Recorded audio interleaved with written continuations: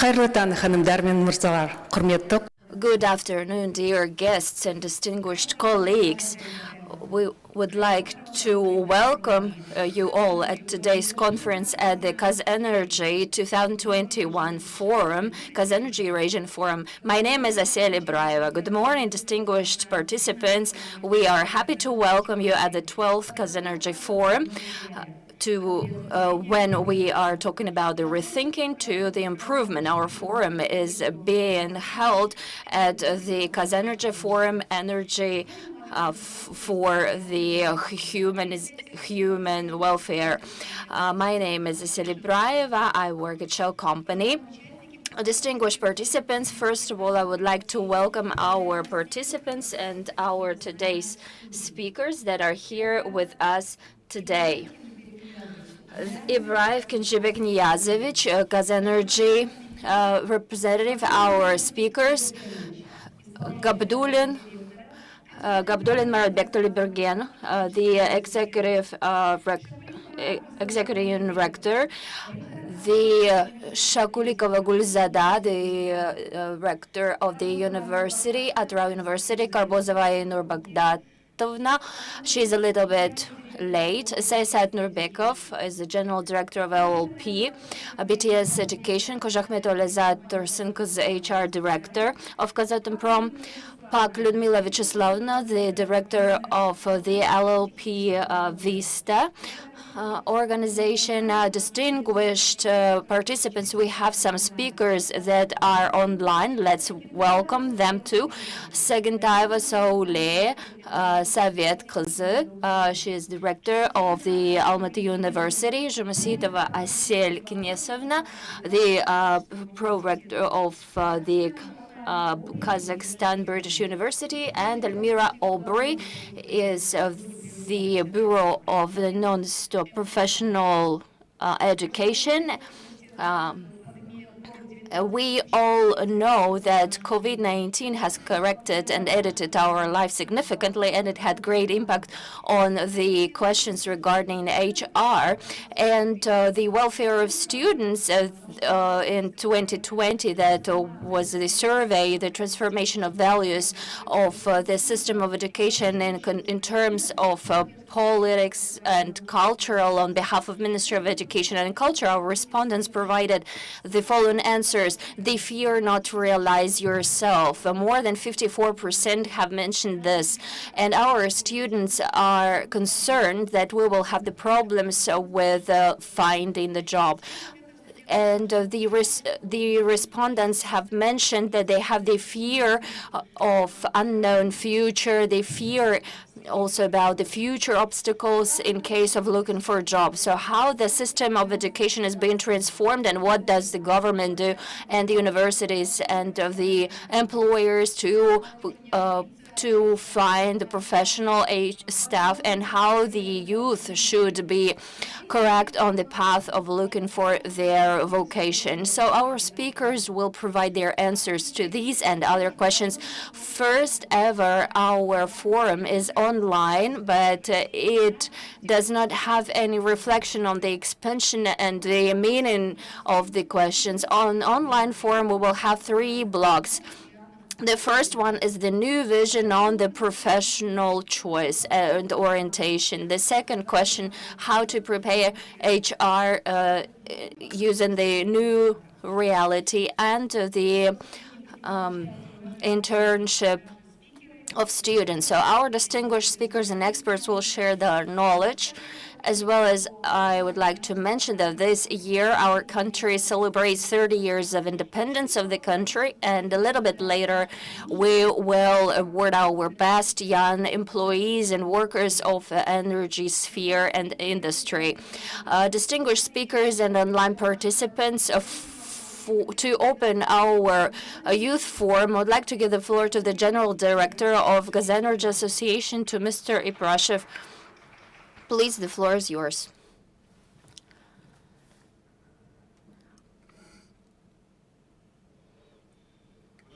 Dear colleagues, distinguished colleagues, and dear friends, I'm so happy to welcome you all here, all the participants of the 12th Youth Forum of Kazenergy. all of you who are here today and those who have joined us online. Pandemic COVID-19 is the challenge to the whole humanity and mankind in all spheres of its activities. And of course, it had a great impact on the system of education. Education is one of the main human rights, and the realization of which depends on the realization of its potential capabilities and opportunities and sphere of sustainable development and keeping the fair and equal inclusive world.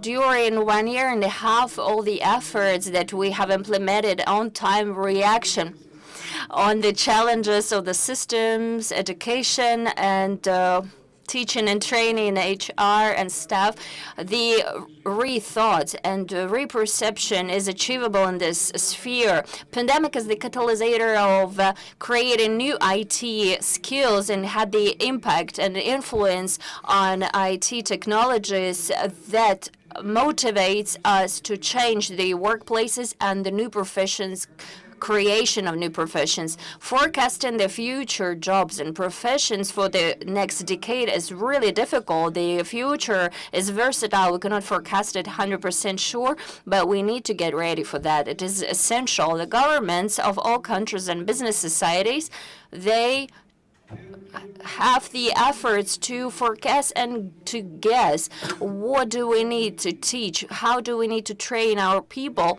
in order to provide them great background, in engaging and attracting adults and adolescents to have the reorientation and professional trainings. That's why we have changed the approach to the self-identification and the possibility of his or her realization to have the impact and contribution to economical growth of the country and to get good salary and wage for that. During upcoming decade, there is a new architecture of education is expected. The model of education is accelerated in the direction of reform and development of technological skills, informational systems, IT technologies, the great variety of startups that bring new models and new ideas. Also thinking about the changes of education, managing the investment assets with a growing number of users of educational services. They're ready to get the packaging solutions, but also requiring the individual trajectory of development. The infrastructure of communication changes. We have new technologies. The practices are being transformed, and modern technologies become really different and comment to the great difference to the spheres, cultural differences, and basic knowledge. So what I have mentioned above, we require the new architecture of educational systems, and because of that, by means of internship and training, we need to provide the access to the unique competencies and to professional communities and high-level practices. It becomes actual in order to work on the most complicated competencies. So education and training during life, it is not expensive premium offer. It should be the element of individual trajectory of education, access to the new knowledge and resources.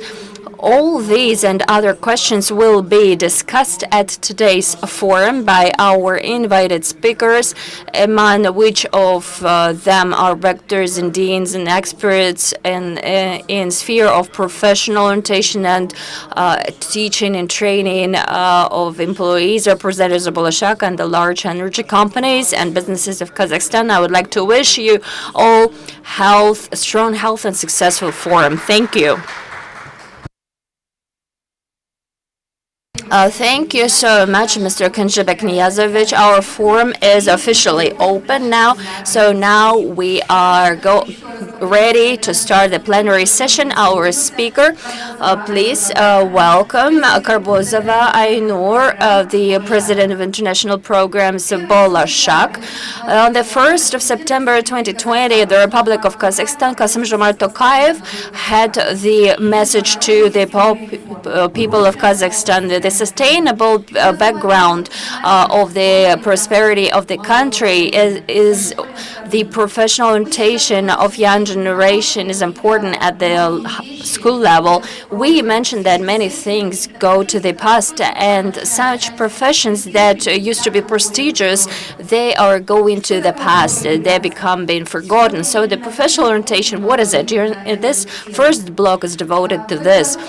Today, I would like to mention. Also, I would like to mention that we have another statement of the government of the Republic of Kazakhstan. The concept of education during the life cycle, expanding the limits of orientation and choosing the profession. So we would like to ask our first speakers to answer these questions. Two speakers are online, and Sayasat, Nurbek, please participate and join us during this first discussion. I would like to mention online we had Dzhumaseitova Assel, the pro-rector of the Kazakh-British University. Also online, Obry Shakirova.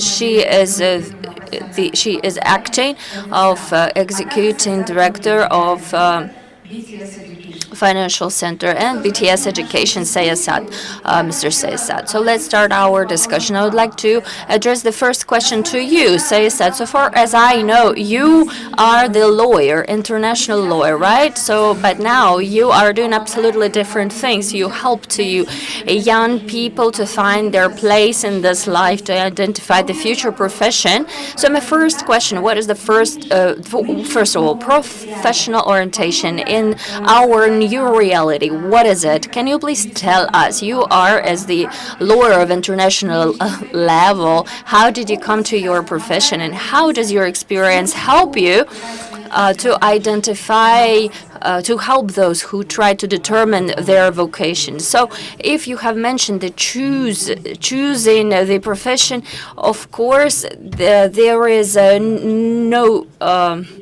adequate story to explain. I started working in CT, and Chinese people especially started constructing the bridge. My aunt called me the first year when this testing, the unified testing was implemented in the country. You see, I'm busy. Please, aunt, please apply my documents somewhere. So that was the biggest mistake. So now I would like to address this question to the youth that following these important, one of the most important choices, selecting your profession.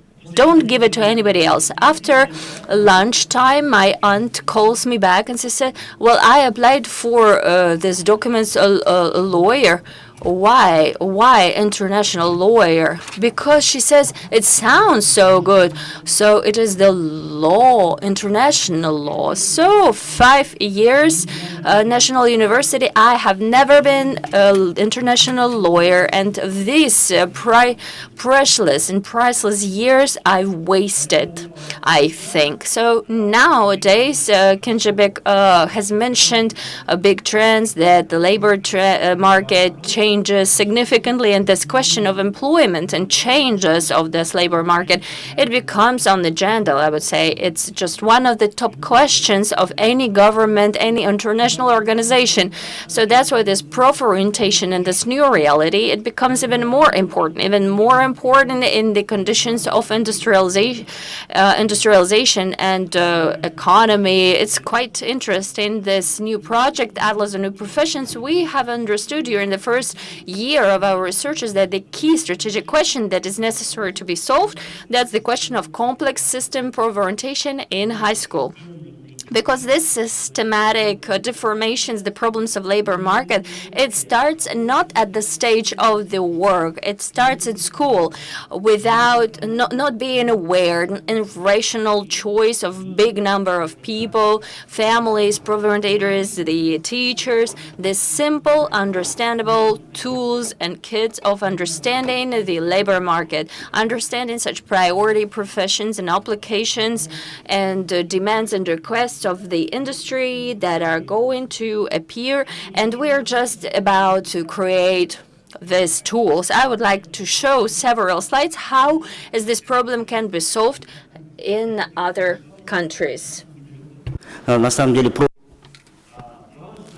The head of state, as Assel has said, separately highlighted the professional orientation and labor market in his annual address to the nation in the beginning of the last month. At present, we are designing a law concerning professional qualifications. I'm hereby addressing Kazenergy and all those concerned to take active part in the elaboration of that law, because there will be a lot of small nuances. For example, industrial sectorial qualifications, and Kazenergy is supposed to act as a center of expertise.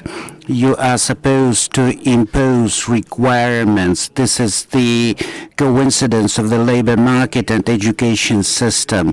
Another key requirement that we've been studying for several years, we are studying prof orientation models from various countries, big corporations.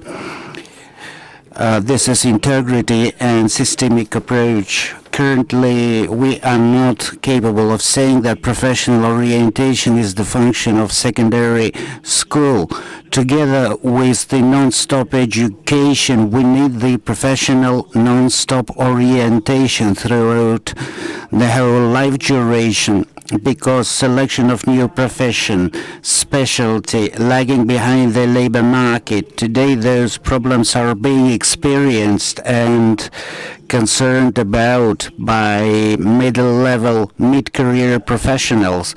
At present in the world, we have two phenomena: middle-age crisis, which is growing younger, and the first quarter crisis, when young people under 25 feel depressed, anxious, feel themselves incompetitive and falling out of rivalry. Please take a look at Morgenstern, a famous Russian rap singer. He is 23 years old and he already has some perception problems. So today the task in our country is to unite academic and expert communities to try to build that complex model. Amazingly enough, 30 years ago in the Soviet Union, and I'm not propagandizing Soviet Union, there was a well-designed and thought-of industrial training system with introduction system. You know, young people, juveniles, were working in plants and factories with machinery and mechanical apparatuses. So thus pupils knew what they could anticipate in the industrial activities. The propaganda machine functioned well. It mobilized and encouraged people. It popularized working professions. All famous writers and poets would receive governmental orders to promote working professions. Mayakovsky, Bolashak, and other winners of the Stalin prizes, you know, remember some quotes from their poems. All professions are necessary. Cinematograph played a powerful role in propagandizing active proletarian activity. So best celebrities, Leonov, Batalov, take a look at this movie. This is about people operating at the high altitudes. So it was a feature film in which this actor Rybnikov, this celebrity, encouraged people to follow his examples. So these are various circles. Professional orientation, this is a very complicated thing. It must mobilize not only educational centers, but informational, analytical, propagandistic, if you want it, tools to give the mass the clear understanding what is required in present economy, how its structure is changing. The most complex model we have studied exists in Germany. I want to keep to time limits, but I'm ready to share results. We anatomically dissected the prof-orientational model in Germany. This is one of the most complicated. It starts from the kindergarten, from early school. Every pupil receives its own professional orientation passport. in which all proper records are made. Separate legislation establishes various tests and trials, separate specialties for boys, for girls. Sometimes they have various courses deployed to remote places. So the system of certification of professional orienters also exists. So we are currently proposing the hybrid of the German and the Atlas experiences, and together with Atamaken and National Education Academy, as well as industrial associations, we have had a number of discussions. Our vision has been submitted to the Ministry of Education, so starting from the next academic year, by Edict number 150, those methodological guidances shall be approved. The model is divided into three parts: early school, secondary school, higher school. We give all tools to parents, teachers, and professional orienters. So I'm calling to professional community to contribute into the resolution of this methodological problem. Let's give more tools to our teachers, more practical tools, more informational support for them to make rational, prudent decisions. Not likewise I did 20 years ago. Thank you, Sayasat. Thank you for sharing some personal experience. Now, continuing the professional orientation, I'm talking to Assel Dzhumaseitova. Please, Miss Dzhumaseitova, what is the starting point for self-determination, prestige, perspectives, interest, capability, income, or close environment? What are the particular criteria that drive youth to change professions? Please, you are given the floor. Assel. Good day. Thank you very much for your question. Good day. Can you hear me well? Thank you very much for your question. I wanted to say there are several criteria, general criteria, dictating, the speaker is not heard, dictating how the profession is selected. Among the contingent, of course, people are under the influence of friends, parents, ratings, their own interior motivation factors, own willingness to implement self and do what you like. Sayasat is right by saying that there are three models for professional orientation: European, Asian, American, each model having its own advantages and disadvantages, but at the same time we cannot say that each model is suitable for each individual country, and I wanted to draw our attention to effectivity for future, what particular decisions we can apply. I want to start from some statistics. They are not positive for us. They say that 12% of university graduates who find employment in the first year following graduations find employment according to their specialty. So today we have unemployed with diplomas. At the same time, in the labor market, there is the demand in certain specialists, and that is legitimate not only in Kazakhstan, that happens in European Union, United States, that affects 33 graduates. One of the reasons is the improper choice of profession, lack of knowledge and skills necessary for successful operation in real life. International examples show that the problem may be solved by means of effective professional orientation. Modern processes are not static. They are contradictive because they are supposed to satisfy the interests of all those concerned: students, graduate students, postgraduate students, and the industry. If to talk from the standpoint of the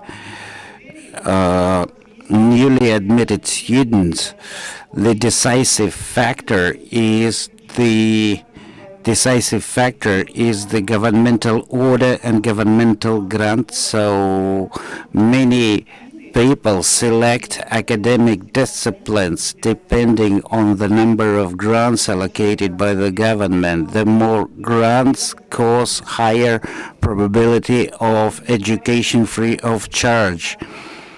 And if to talk about future orientation, that requires involvement from early life and until the bachelor's degree. The modern orientation depends on such trends as continuity, non-stop education. Secondly, advanced education, the one that runs in advance to reality, formation of new formats of communication, new professional skills required in companies. That envisages continuous monitoring of the labor market, assessment of changes in future, how the educational system is supposed to adjust itself to those changes. If continuous education is the education throughout lifetime, there is the expansion of education which is inclusive of community liaison, professional orientation. That is not only continuity, that is also variety. That is also diversity, all sorts of forms and methods. For example, today we have formal and informal education, online and offline education. I want to tell about the cooperation between our university and Yandex Academy. By that, secondary school students are being taught how to do some industrial software development. And future professional orientation envisages close cooperation between the Ministry of Education, Industry and academic institutions. Very often orientation is being substituted by educational consulting. If the universities do not have partnerships with companies, with social sphere, with employment centers, nothing will work, and realistic help must come from Ministry of Education in the form of grants, financial grants. And all of that must be done in close association with the industry. We need to study real life cases for graduates to know future requirements. Today, education is taking place not only in universities. Many companies have their own corporate universities. For example, in our university, we are being supported by ENI Corporate University. So together with Italian academic institutions, we train masters in petroleum engineering. And they acquire skills not only in oil and gas industry, but they receive exposure to management skills. They resolve problems similar to those they will face in real-life operations. The teachers, those are former top managers, and they lecture from the fields. This is what we call real-time, real-life experience. They study real cases, topical affairs. Another nuance about future is the discovery of new interdisciplinary programs, the alloy of various sciences. Today, we should select not only one profession, but several professions. We have the experience from application of the best program, business economy, social and technology, the graduates of the best have skills and leadership and management plus IT. If to take a look at global universities today, they already are training people in multidisciplinary disciplines. Something that we haven't been talking about 5-10 years ago. Another problem with this orientation that not just the young generation faces, but the adults as well. The possible opportunities for realization, the great amount of information. The more information we have, the more the choices, the bigger the choices, and the more difficult it is to make a choice and to identify the profession. For the new professions, we have problems that it's not enough. we need clarifications. What are the skills that necessary in the beginning? The modern presentation requires not just involvement into the process of all stakeholders and interested parties. Of course, family, industry, universities, industries, and facilities of healthcare eventually. And also it requires the usage of different measures and ways and methods to work, and the best what is accumulated experience, best practices of foreign representatives. So the orientational support must be constant, because we have the expanding freedom of personal career choice. It requires the increasing of readiness of self-identification of the personality to solve the career questions. And we have those questions that are connected with the financing, time questions, bed connection. If people work, when do they need? How can they find time to improve their skills? So the targeted place is a place in the university which is provided by the business, by the company. It can be the student, can be master's degree students on specific courses. The company provides the catalog of professions that are required. The whole information is provided, and the target to get into this targeted places, the exams are being held according to the education that was designed for this profession, and the people have this specific testing for these targeted professions. The industry participates actively, participates in universities' life actively, consultational conversations and discussions. When students have chosen their profession, when they understand that it fits them, they can face it in reality.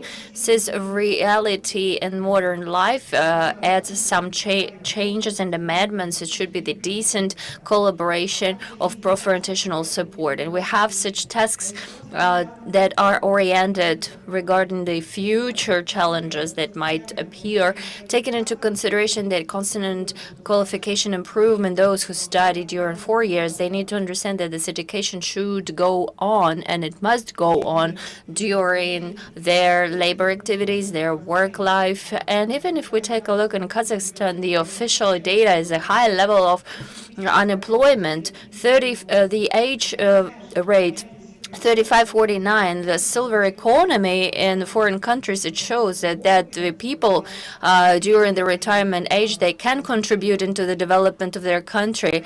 Yes, Ms. Assel, thank you so much. As it was mentioned by Sayasat and Assel Genesovna, preferentation should be started at the early age, and families and schools and the professional organizations work in this direction. And my next question, I would like to ask Elmira Shakirovna, please tell us, the Bureau of Non-Stop Professional Development of FMCA, and in the beginning of this year, the company has started new digital products for this education. What is the difference from your products and the existing ones? Please, the floor is yours. You have 10 minutes. Thank you so much. I probably would like to answer your questions. And before starting my presentation, I would like to support the previous speakers that have mentioned important and essential things. But the idea of today's speech, 5 theses, transition to the future. Well, first of all, the chaos should be ordered. At the stage of school education, we need to implement new pattern, new thoughts and ideas and senses. The common strategy should take place. Now what we have, the ministry is independent. Universities face their own problems. The school education, they live their own lives. So that's the situation that we have at the moment very often, unfortunately. So working with this chaotical existence, we need to combine and start making these interested parties collaborate in different models of education and different approaches to prof-orientation, as it was mentioned, it is correct to say that it cannot be implemented. It's not the only possible alternative in the Asian model or European or American Union. We need to review each region separately. From the position of economy, we have its own prof specificity. So that probably this process should be joined by the labor market, and to teach the future employees, taking this into consideration. The second one is forming the individual trajectories of development. As the previous speakers have mentioned, that it's very important to mention that the approach to teach our future specialists, we need, to understand and to go to the next step, to have to consider inclusion and to accept preventive methods, understanding the problems now and here. Everything changes very quickly. In order to stay at the same place, we need to move very quickly. So, talking about different aspects, I would like to say that this industrial revolution impact, we have the question about the competition, not between human and human, but human and machine. So it is possible to find a compromise and to correct approaches. So when the machines and super employees will be the good collaboration in tandem for prof-orientation and improvement and building a career, to provide some kind of impulse to create new industries and efficiency. And also, one more thesis is the change in the rhythm of life. The education should be based on the rhythm of humans' lives. And today, lots of people have joined online. I broadcast from Moscow, so technologies should be adoptable and adjustable, online education, active education. And what speakers have mentioned, I do agree with this. We need to consider not just some specific strategic problems and issues, but to look at the tools and techniques, so-called, like many people talk about it. But we haven't reached this step yet. I think we need to solve more global issues in the beginning and then to continue. Of course, the non-material values and spirituality, we need to have this energy transition, especially in such spheres as oil and gas, petroleum sphere, about ecological agenda, that we consider climate change, and this energy transition should happen in brain, and then it should be translated to the fields and sectors.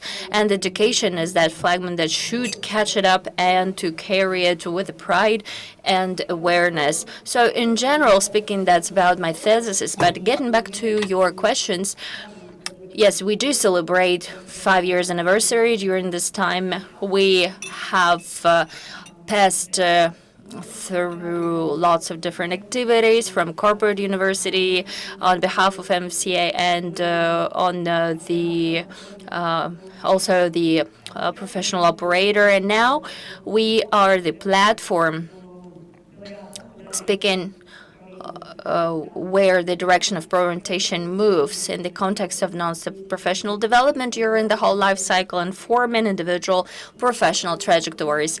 So now we have 5 digital products. Alpha-Rabius, that is the program of orientation for high school students and university students, and the pedagogical staff and family institutions. So this triangle is really actual nowadays. I suppose this direction to engage and involve different stakeholders, a university of the future. That's a consistent of all the projects that we have in our portfolio, more than 35 of those. We have the cycle that is based on the employment.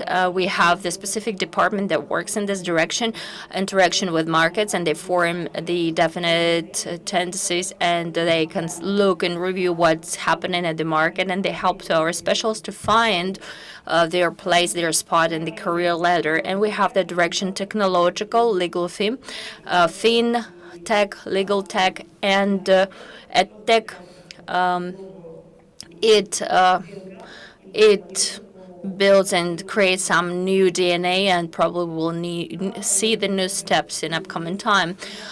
The digital agenda, of course, we're not away from this. It's important to have the digital platform. We have the digital teams, the process and services. It is integrated in our system of our approaches of pro-orientation and to those digital products that we translate to the market.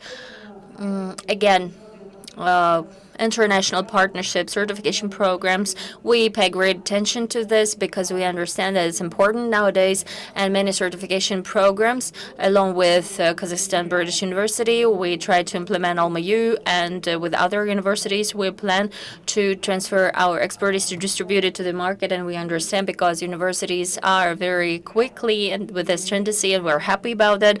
We intend to share our expertise, individual trajectory. It's something that we talk about, and this question is open: which model will accept for the standard, and those senses and ideas that we contribute. So we need to think about it in advance and to be responsible for it, because we form the future of our country by means of those brains, talents of that we try to invest our knowledge in and our expertise in. And I think that in general, the center of forming of the competencies should be formed by different stakeholders, starting from the primary school, preschoolers, and we need to attract the professional community here, industry, and the local executive authorities, and the government should be involved.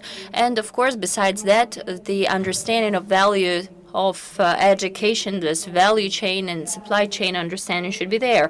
When these two categories become one common thing, we will get the new clear and understandable picture and understand the reality. I think I will stop at this point, and the topic is very important. I can talk about it really a long time. So thank you, organizers, to reflect on these topics. Our young specialists are at education. Please orient, not just consider the trends, but your personal interest in this or that industry. So the decision that you are making now when you choose your career, in 5 years, it might change a lot. And considering these changes, you need to understand clearly everything changes. Don't be afraid to go and start learning something new, develop yourself, so you will be on top of the wave and you will be demanded and required. Elmira Shakirna, thank you so much for your wishes and your message to the youth. I think that Nurbek wants to add. Hello, thank you so much. Good morning. Regarding the pro-orientation, I would like to add, as administrator of international step in Bolashak, how we attract and engage into the important process of pro-orientation the graduates of Bolashak program. You know that in the beginning of this year, we have looked at the PISA results, the educational knowledge assessment of foreign students and high school students that is held by the for economical collaboration and development. So in the beginning of the year, we have found out that more than 80% of graduates, potential graduates of the high school, the last years of school, they don't know how to identify their future profession.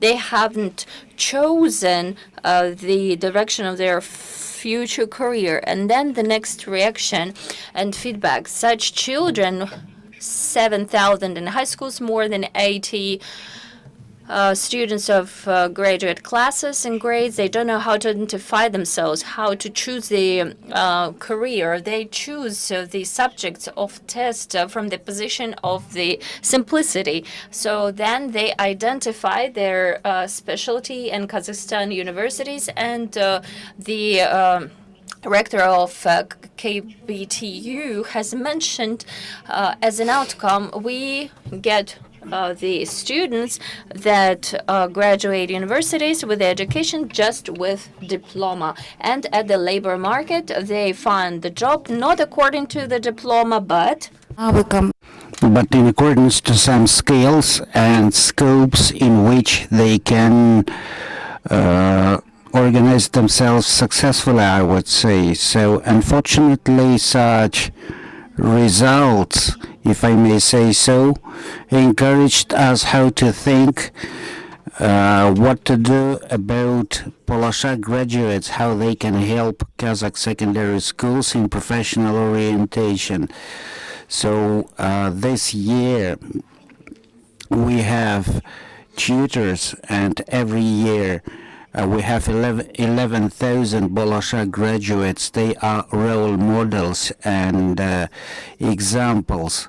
So we have piloted a new project. It is called When You Grow Up, What Will You Make? So together with the Palace of Pupils that catches more than 80% of secondary school graduates, by attracting 74% of Bolashak graduates, we arranged a number of professional orientational master classes. Our graduates were sharing personal experiences, how they were graduating schools, selecting professions, selecting countries to study, graduating from foreign universities, reporting about their work for the sake of the motherland. That project was very successful. In the capital city in itself, it showed that pupils were happy. Pupils saw reputable authorities before them.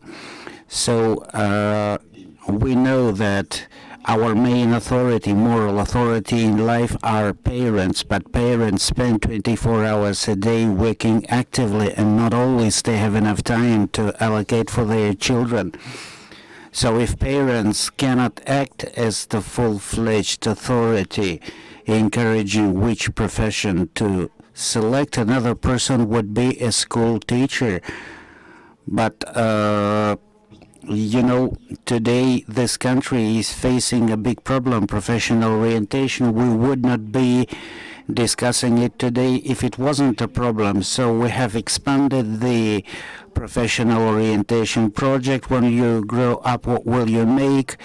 Geographically, now it is present in Turkestan region, covering 100,000 secondary school pupils.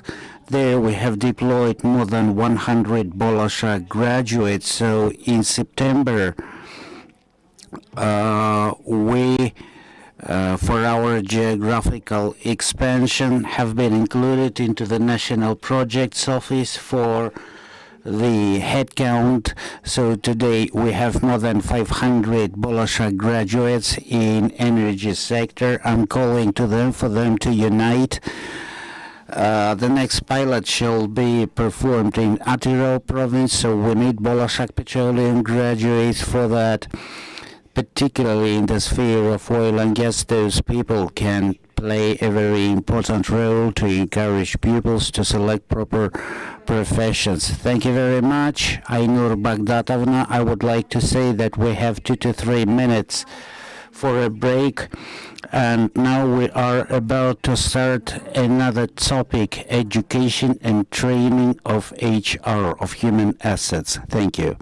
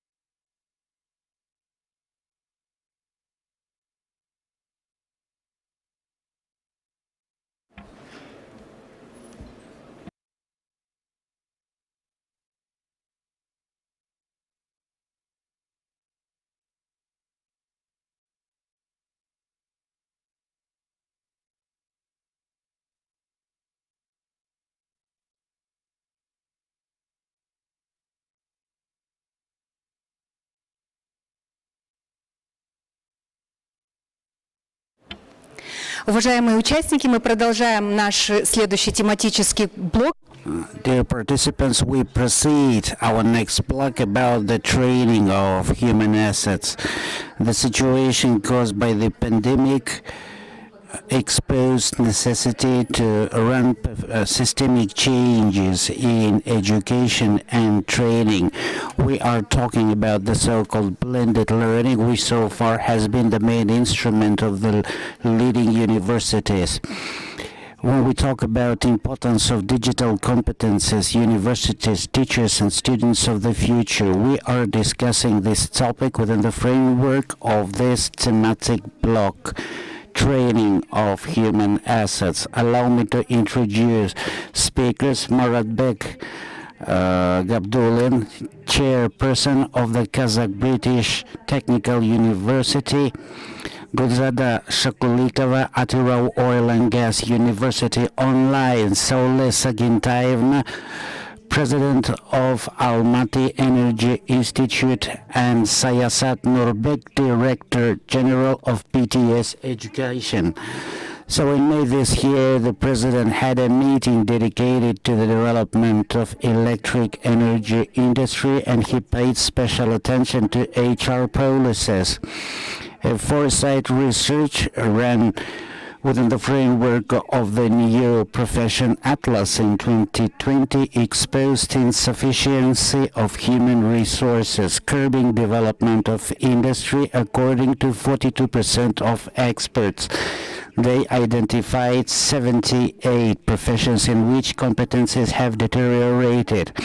So the question is to you: can you tell us about human assets, how to train them, particularly in that sphere? You have 10 minutes, please, for your presentation. Good day, dear colleagues. It is my pleasure to greet all of us at today's activity. I have paid serious attention to previous session. Of course, the topic of our plenary session is very topical because the quality of education and training of human assets defines the development of social and economic system in general. So I want to share our experience in Almaty Energy and Telecom University, how we train assets. It is of strategic importance for scientifically rich industries, dynamically changing industries and modernizing industries. We are training people. As has been said, the world is changing dramatically and telegraphically. Each university must run in advance. And of course, we must create new innovative educational programs. How do we orient ourselves? How do we orient ourselves against the realistic expectations of the labor market? Of course, great support comes from the new profession Atlas, designed by BTS Education. And as follows from the next slide, we have new professions emerging. And in regards to electric energy sphere, this is the blood of economy, and the veins are the electric grid. The world is growing more complicated are the requirements to electric energy, electric grid, and electric consumption. And today we call it smart grid. That requires knowledge not only in the sphere of electric energy, but artificial intelligence as well. In that particular scope, in future, we will have such things as the smart consumption. We will require appropriate specialists, energy auditors, systemic engineers of intellectual networks, and others. Another important trend is the distributed energy. One of the favorite tools that has been referred to today, in apocalyptic movies, hackers or acts of God collapse the electric grid and the cities find themselves in the darkness. So distributed energy allows to prevent such apocalyptic scenario. A collapse in one place does not call the switching off of the whole grid, because there are intellectual systems of transition and distribution of electric energy. So we are researching today new digital technologies that will improve the reliability of electric grids of Kazakhstan. We are mastering new approaches to the design of new substations with the usage of digital microprocessors of the 5th generation. So as of today, and it already has been discussed today, we need some above professional competences, including software programming, robotechnics, artificial intellect, and telecom. So taking into consideration all those trends, we have created new educational programs and innovations. They are all on the slide. For example, energy audit and management. New specialty according to new legislation in all construction projects that consume electric energy. We envisage the energy saving materials, gauges, and other tools and machineries. So our graduates shall be dealing with that, the energy saving and energy effectivity, taking into consideration such trends as the alternative renewable. We are looking at modernization, decarbonization, ecologization of industry, and based on that we are making our itineraries more topical in the sphere of hydrogen energy, nuclear energy, and others. Now I want to talk about joint programs, interdisciplinary connections, a wonderful program we have designed together with the Anhalt Applied Science Industry 4.0 Engineering Program, inclusive of telecom, media technology, renewables, and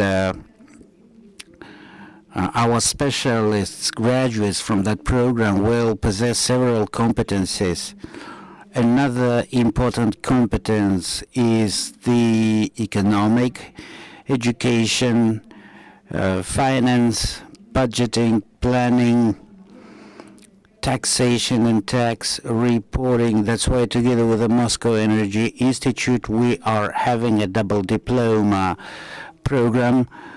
Our students may be certified in Russia and vice versa. So besides, today we've been talking about non-stop education and expansion of education. We are offering some minor additional itineraries, some 20 of them, and the most demanded are Huawei and Cisco modules, the most demanded ones, and we plan to further develop them. They give us opportunities, they give our students opportunity to receive interdisciplinary skills of economical industries and sectors. So also the important factor and the key factor of training the future employees, that is the scientific laboratory base, database, and its equipment that we try to realize by means of collaboration and partnership with industrial entities, the sectoral facilities, and leading producers and manufacturers. We attract such a mechanism of attracting the vendors. And with the help of those, we have created laboratories, Schneider Electrics, the Model Systems, Tornadoes, ABB, and many others. In particular, the laboratory base to prepare the electrical energetics. We have provided the modern equipment and laboratory stands. Siemens, ABB, Schneider Electric, as I've mentioned, the Israel, and many others. Lagim Electrics, Kazakhstani company. And in the university, in our university, we have the only one in Kazakhstan laboratory of high voltage with the unique equipment of the German company Tour, and that's the generator of impulse pressure 1 million watt, and the testing transformer with 350 kilowatts, so learning the electric lines, and the installation on generating the constant current of 300 kilowatts. Along with the company Siemens Kazakhstan, we have created a digital laboratory, and nowadays the university, of course, is the resource center of competency of USA8 on the renewable energy. And I would like to mention as well that US8 provide the opportunity for us to install all the equipment that we need, such an equipment as solar electrical stations, 10 kilowatt, and the wind energy stations and installations and models like this. Absolutely for free. And important fact to mention nowadays that the university is identified as the center of competency regarding Schneider Electrics on the industrial automatization. And now we consider the question by the Ministry of Energy, identify this university as the center of industrial sectors competency regarding smart green. And as I have already mentioned regarding the connection of education with businesses and production, of course, in this chain, we need to have the science as an essential and inevitable component. And this scientific and research work is the key factor in the work of our university, and it is implemented in educational programs. All these projects are connected with the modernization, innovative development of industries and sectors with the safety and security, cybersecurity in particular. The university fulfills the more projects are out of the budget. And what's important that all these three projects are implemented according to the program Digital Kazakhstan. It's done by the scientists of our university. The system emergency reaction and a very good project and actual nowadays connected with the digitalization, implementing the intellectual systems.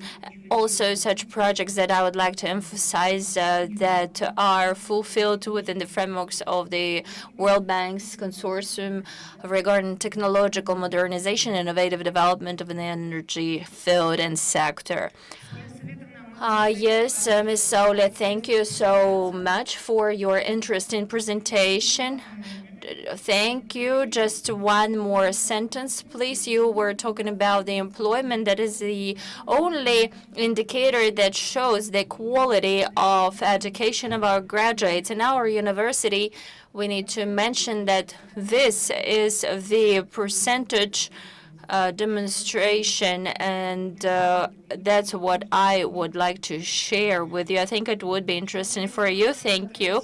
The information that you've shared, Ms. Saule, it will be very useful for our youth who are online with us. Continuing the theme of training our students and teaching and educating our students, I would like to give the floor to our next speaker.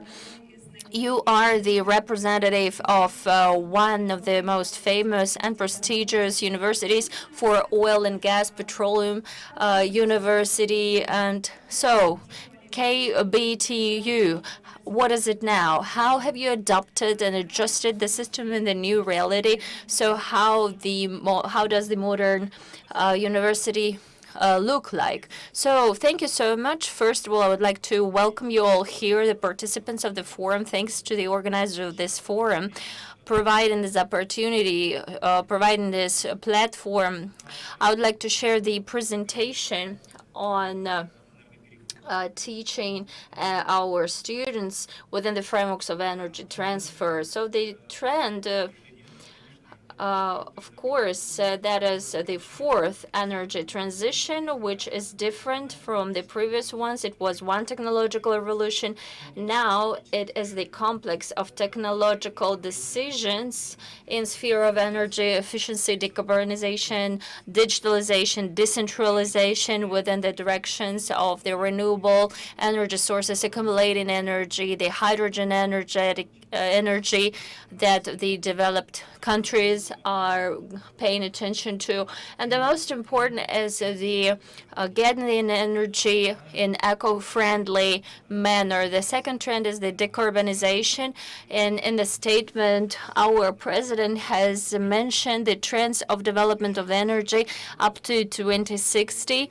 The carbon net zero, carbon neutrality, the ecological code, and the carbon footprint we're discussing, and many companies and businesses smoothly move and develop the renewable energy sources and smoothly move to this approach. Of course, the lack of specialists, any technological boost is impossible without high-quality specialists, and that's why in this direction we are working. The main approaches to forming this program. Of course, university needs to teach the specialists of future that will be demanded at the labor market regarding the direction of renewable energy sources in particular, and increasing the scientific research is fundamental, applied, and which will be demanded by the technological market.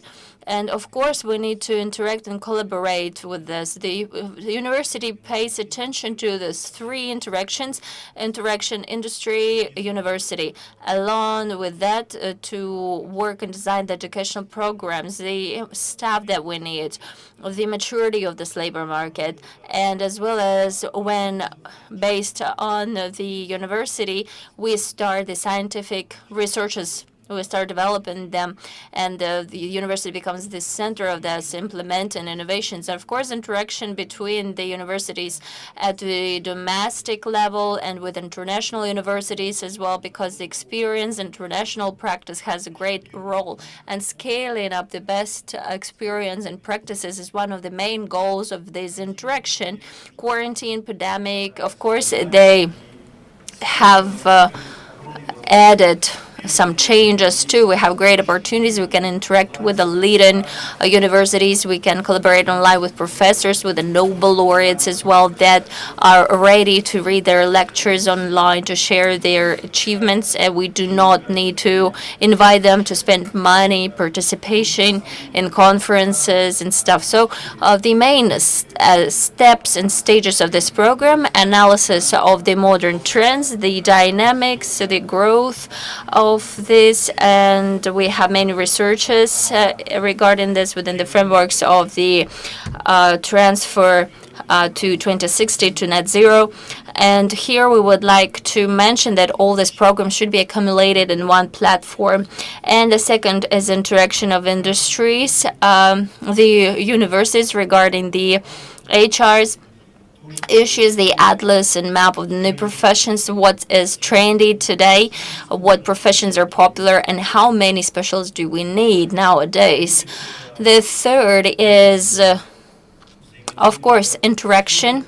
The fourth, of course, internship without practical experience and skills, the fundamental education, the specialists, of course, they will be more demanded if they have this practical skills during their educational path. Here we need to mention what is necessary to do, what we've started in the beginning, the industrial committee and consultation council and union at the platform, the university. We actualize our working plans, educational plans, so the graduates will be demanded by the market, and in advance we need to know whom to prepare and for what. And along with the industry, we discuss which labs are demanded. Nowadays, quarantine, pandemic, it has shown that in parallel we need, of course, to equip the laboratory base with the practical things, but as well as with the virtual simulators. So at this, the companies help us they share their programs, and the guest lectures, when the representatives of industry, they share their practical experience with our students. They help, they give a hint. For example, when you read lectures, the scientists, they do not know which problems you can face in real life at the practical level, and many companies have the laboratories on behalf of our universities. It is the dual education, when you get the fundamental education, theoretical one, and the practical knowledge as well. And the main criterion of results and efficiency, of course, when we do the fulfillment of the when we fulfill all the interests, and when the labor market gets the specialists they need.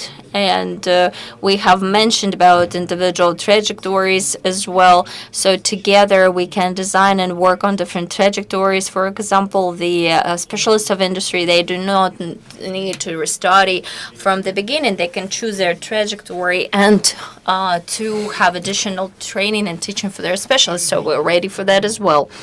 And regarding the second one, without scientific educational centers and researchers, it's impossible that the scientific educational center that we have, alternative energy and nanotechnologies that we have launched our own mini solar power plant, where PhD and MBA, they work in parallel. They get the practical experience when they exploit this center. We have our wind generator there that is being tested at Kapshigai, where students are attracted to this works. We share with them. We've got the international patent on our development, so we're looking for investors that would be able to help us. So here, the collaboration with industries, it will be quite a good direction. Together with students, we have designed the solar tree, our image projects, that in future we will be green too. And the Akimat has perceived it successfully. We have the clients in future who will order this and request. So we have our electrocycle on petroleum free and oil free. So we plan to expand it, and the interaction and collaboration with universities, with the domestic ones and international ones. So we are working in this direction, and we work with different universities of Great Britain, Obry, and others. And we are working on the semester programs with the Chinese Oil University on renewable, and with the University of Nebraska on the ecological engineering, with München Technological University in the direction of hydrogen energy. And here it's in direction, the third one, it's an essential one. We need to take the best experience and expertise from international partners and to implement it in our program. So the main goals and aims of interaction that we realize in our university. Thank you so much. It was so pleasant to listen to your speech that KBTU is the modern university and is in trend with the world community. And you have mentioned that you have such programs that are devoted to the questions of decarbonization and alternative energy. And it is so wonderful news. And our students that are online, it's interesting for them, and you are the modern university. So now I would like to give the floor to our next speaker, Ms. Gulzada. You are the president of Oil and Gas University in the city of Atyrau. You train people for oil and gas industry, and it is important to highlight that your university is located in oil-producing province. So my question is, to your opinion, how will the university education proceed to develop? Could you give your vision on the situation with human assets and petroleum industry? Thank you. Thank you very much, dear Assel, dear participants and colleagues, dear organizers of the Youth Forum. Thank you very much. for the fact that our regional universities have a unique platform to share their modest experience in the field of reconsideration of our education. It is complicated to talk after presidents of two leading universities. They have highlighted the importance of laboratories, science, running in the same pace as does the industry. That's why I have restructured my report. I address today's youth. I want to tell them that yes, the population of the planet is achieving 8 billion individuals. So depending on the goals the youth establish for themselves, they define the success of the people of the country. Some people have global goals, others want to transform the world, others operate in their small local world. But depending on the goals of our young citizens, our future will proceed to develop. I want to tell us that our youngsters are talented. They are supposed to realize that the future of independent Kazakhstan is in their hands, and ourselves as a small provincial university that despite all complexities is striving to contribute into the training of human assets. We do want to pursue the goals that will make our region an economic driver. As the president has said, powerful region means powerful Kazakhstan. Powerful university means powerful human assets. Powerful human assets are powerful provinces. Powerful Kazakhstan. So, dear students, dear youngsters, those who are online present, I avail myself of an opportunity to express on behalf of our faculty, staff, members. I want to assure all of you that we will strive to make our region an economic and social and economic driver of the national development. We do realize that change is taking part in Nur-Sultan and Almaty are not capable of leading Kazakhstan to the new level. That is why I want to discuss a couple of nuances already performed by the university.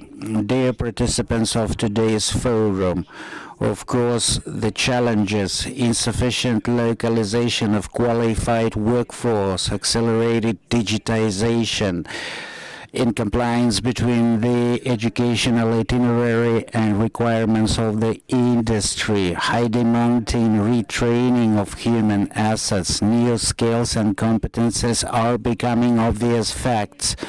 What do we do today? Ministry of Education of Kazakhstan has given us a lot of opportunities to abandon some low-profile scopes. Today we have 25 bachelor's programs, 5 doctoral programs, and of course with special emphasis on oil and gas. So we are the regional petroleum university, together with the energy center of the Moscow Skolkovo School. We are preparing the energy transition program for top managers of energy sector. Renewable energy will be launched in the month of November together with the ENI Corporate University. Total Corporate University is now in our region, and we had lectures given by leading professors from France. So in the nearest future we plan to open up 16 new transforming professions from the new profession atlas in 5 scopes of petroleum industry. I think that the first pilot program that was launched in our university, predictive data analytics engineer, today constitutes a good example. All those scopes of activities, particularly I wanted to talk about creative industry hub to set up in our university in the month of December. There we will have a co-working space for 600 talented youth for them to monetize their artistism, talented people leaving our region. That's a big problem. Before our university, our best graduates leave the region. They travel abroad or to some neighboring countries. So who will stay? This is the key question to which we are seeking answers now. The main resource of creative industry is the human capital, and today, at the present stage of development, the source are the people, their skills and their capabilities.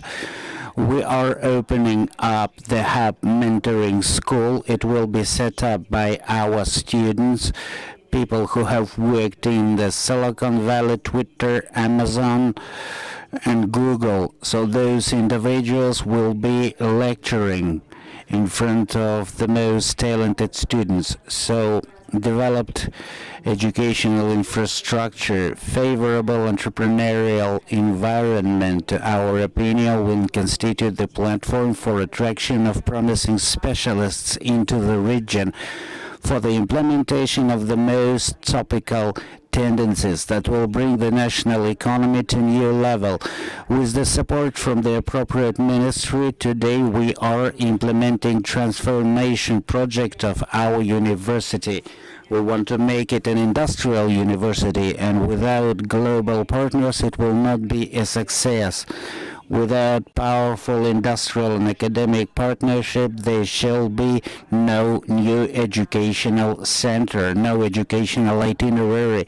Of course, our Ataro University of Oil and Gas takes into consideration its advanced position, and today we are creating a dual system. Today we are a leading university in Kazakhstan. Academic part takes place in our university, industrial part takes place in the field, on the basis of many producing companies. Producing companies help us design academic disciplines and itineraries, and our students receive practical exposure on the basis of those companies.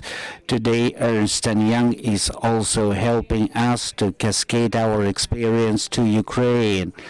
Our teachers at present are undergoing 6 months training in local producing companies for our academic itineraries to be compliant to realistic working conditions. We assess the competences of our specialists. We certify our specialists. You know, we always highlight the necessity of a diploma, but maybe certification is far more important, but this is a complicated question and the answer is not present yet. So today we are certifying people in 6 scopes: mechanical, machinery, electric provision, automation, work with explosion vessels, explosion-proof vessels. We also have created the Environmental Competencies Center.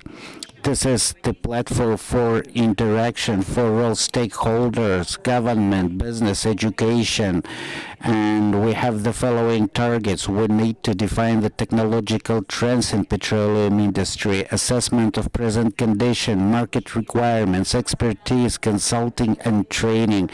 Based on that center, we are today implementing the interactive matrix for technological solutions in petroleum complex of Kazakhstan.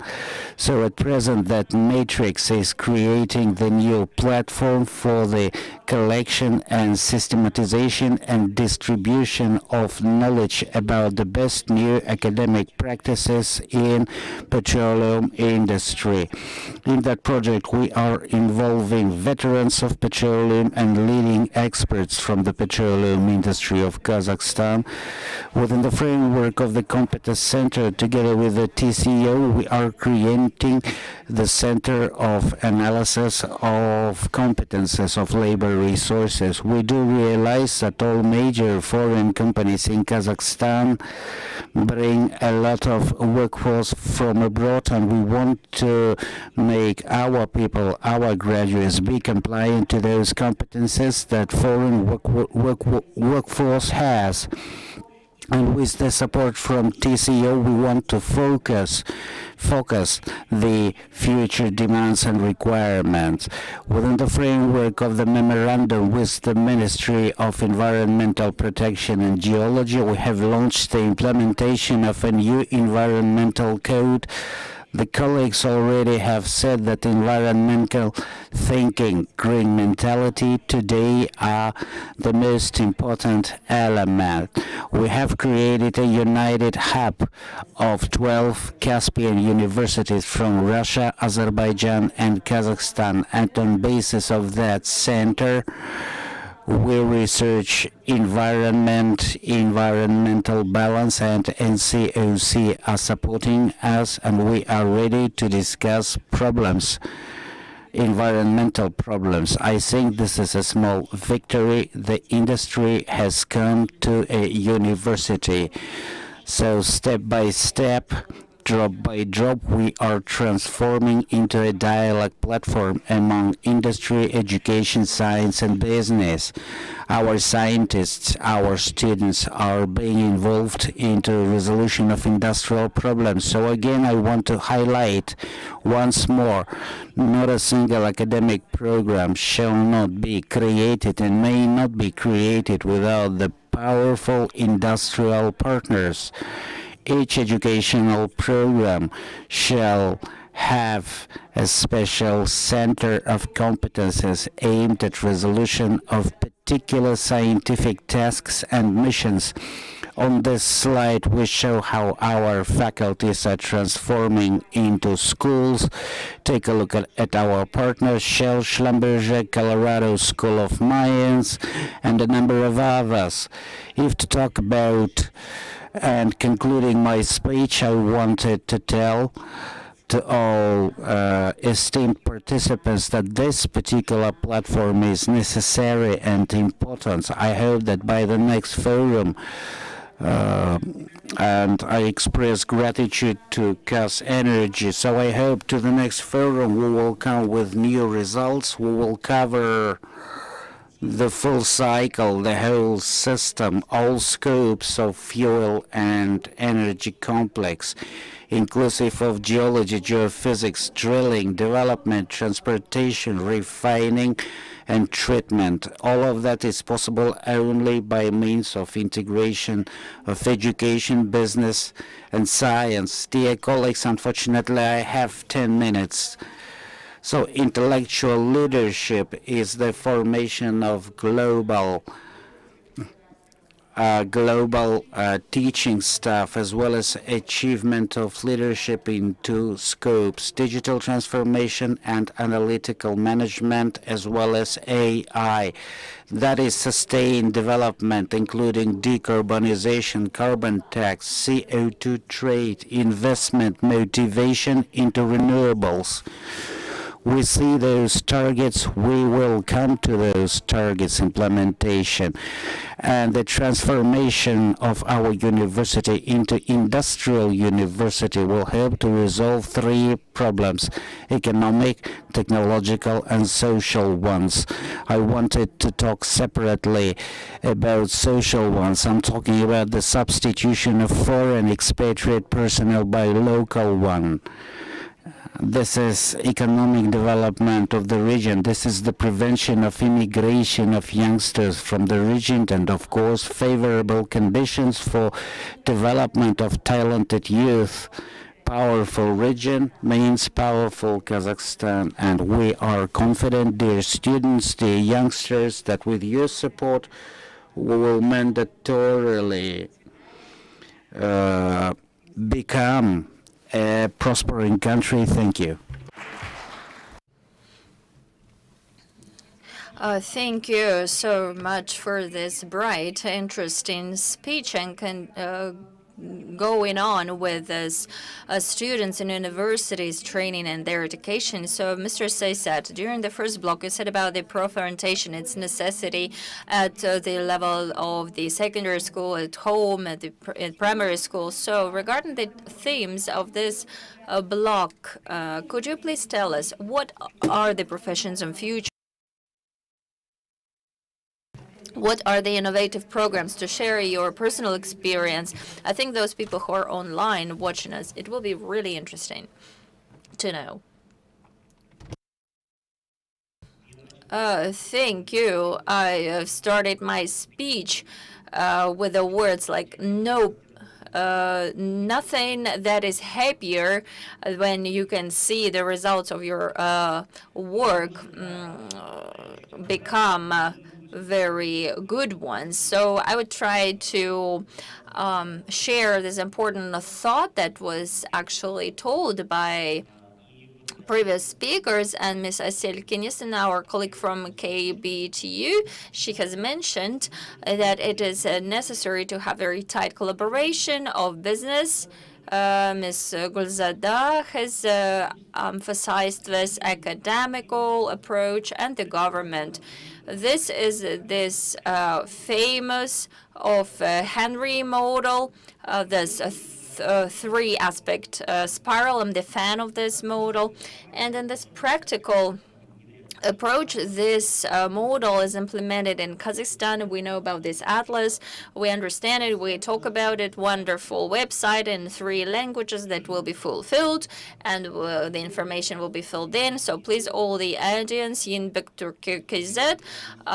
this is the Ministry of Labor. There's specific sector of fields and industries. It is our important project atlas for people with specific needs, with special needs, where we try to create the practical tools so people with special needs would understand the limitations and opportunities for the employment based on that vacancies that we have. So Atlas, first of all, we helped the Ministry of Labor to strengthen the national system of forecasting the labor resources based on the labor market. We helped the Ministry of Education to create this complex targeted atlas of orientation next year. Based on this atlas in all schools, this model will be implemented, hopefully. Then starting from the first grade, we will be preparing children to the future labor market so they would understand what the profession is.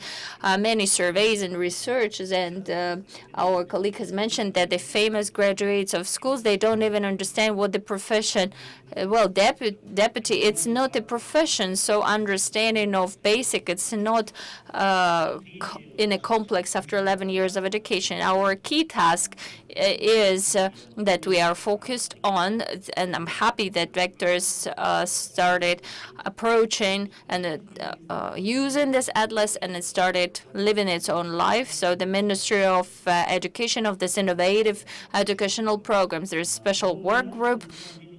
But in fact, we've started not from the high school, university education, and professional technical.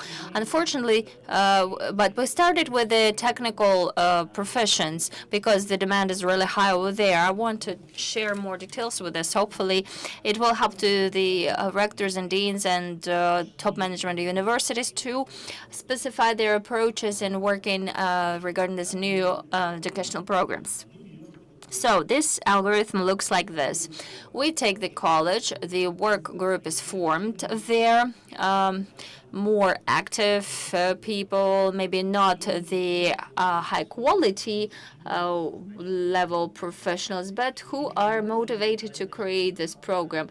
And this tool has become the managing one for the school representatives of those people who are in work team. They get additional knowledge, certification, training, and etc. So this group, after that, they go to the employer or to the group of employers. In this case, Donskoy Mine University and Kazakh and Donskoy Mine Processing Factory and Plant, where they are discussing the list of industrial issues and problems. So those operators of drones, those pilotless that are being used in mine manufacturing, the main Mark Shader, he formulates, for example, this list of necessities. So you need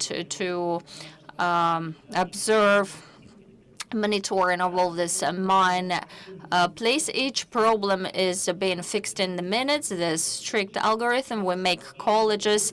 It is more difficult. It is painful, but that's the element of quality control. So this program very precisely and clearly understands the necessities of this entity, this facility. So describe each problem. Then after that, the qualification, certification, and training, educating. So the professor cannot teach anything new if he hasn't gone through this. So we make them to to learn and to study this, and we've hired this program that can have the certification of these operators. So it looks like pilots, so they are the pilots of this flying object. So you can see this program consists of three components. A theoretical one, when they are being taught what are the industrial drones, what they consist of. Practical ones, when they need to launch and to have this number of piloting, 60 hours minimum requirements. So this program had gone the attestation of the Academy of the Civil Aviation. And the most important is the industrial, when the specialists go to the industry and they solve this industrial problem along with the representatives from Donskoy and Kazakh.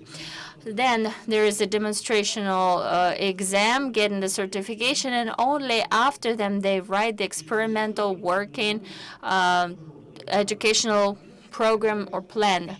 In order to realize this analysis of this mini waste storage, you need to have some specific number of activities in operation, calibration of camera, calibration of compass. So he understands how to build this educational programs, understand all the technical aspects that are necessary to be converted into skills, knowledge. And we guarantee that it will be high-quality program and attracted to the technological needs of some specific employer. So we start and launch these programs, about 20 programs like this. If you have time, in the middle of this month, we start and launch the program on cybersecurity here in Astana, in Nur-Sultan Astana Polytechnic. And we had a specific agreement in order to do it by means of TELAP from the Organization of Ministry of Education to help all colleges that are in the Jasmaman. This is strengthened financing and etc. So as for us, our pride is the first program minor based on the bachelor's, which is launched with Ms. Gulzada at Rao University of Oil and Gas. Why? Because Rector is very anxious and motivated and active, but plus it is very tightly with the employers, UNCOC, Tisho, and Rao processing oil, petroleum plants. So as a consortium, they could precisely mention what they need, their necessities. So unfortunately, another representative has mentioned, but you, Lazat, as a representative of Kazenergy, we can scale it up, and we have discussed it, and we hope that you will be the rector, and we support, and let's scale it up to other universities, actively working, but regarding other specific needs, digitalization, regarding IT projects and programs, we need to create this common algorithm, and we're ready to share all our works, especially with Rao University. We designed the program, and we will be ready to present it. About the predictive analytics of equipment, I will not take too much of your time. 1 minute, please.